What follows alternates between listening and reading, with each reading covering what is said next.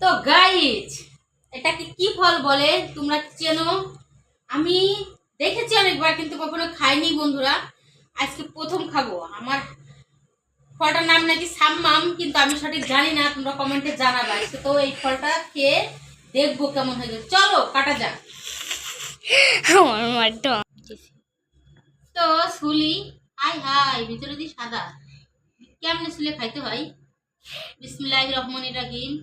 এ মা, এ তো পুরো বাঙ্গি পেঁপের মতো শুনছিলাম, কিন্তু এটা তো বাঙ্গি বন্ধুরা। কিন্তু বাঙ্গি না, চায়না কলেজ খাম্বাম নাকি। তো আজকে কেটে খেয়ে দেখ। আচ্ছা কাটো না, বাঙ্গি তো অন্যরকম খেতে হয় তাই না?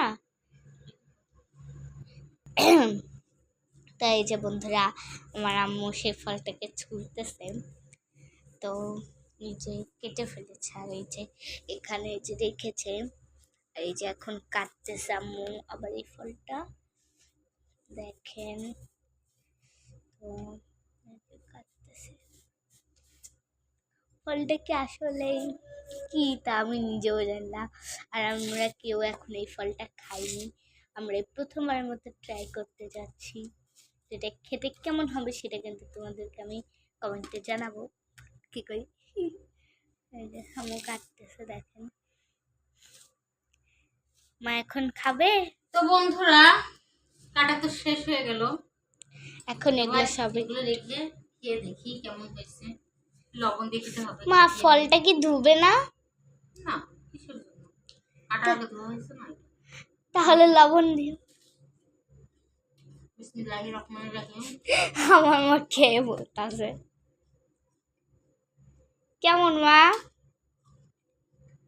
কেমন হয়েছে গাইজদেরকে একটু জানাও, নাকি লবণ লাগবে আবার? কি হলো, আমার মা কি বলেই না বন্ধুরা। তো গাইজ, এটা একদম কসকসে, বুঝছো? একদম শক্ত, হালকা একটু মিষ্টি মিষ্টি, এতটাও ভালো না। এর থেকে আমাদের বাঙিই ভালো।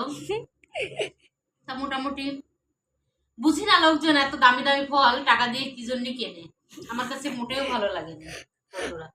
তোমাদের কাছে কিরকম লাগে কমেন্টে জানাও। তোমরা যে যে এই ফলটা খাইছো তারা আমাকে কমেন্টে জানাবা। তো আজকের মতো এটুকুই বন্ধুরা, তোমাদের কাছে কেমন লাগছে আশা করি সবাই কমেন্টে জানাও।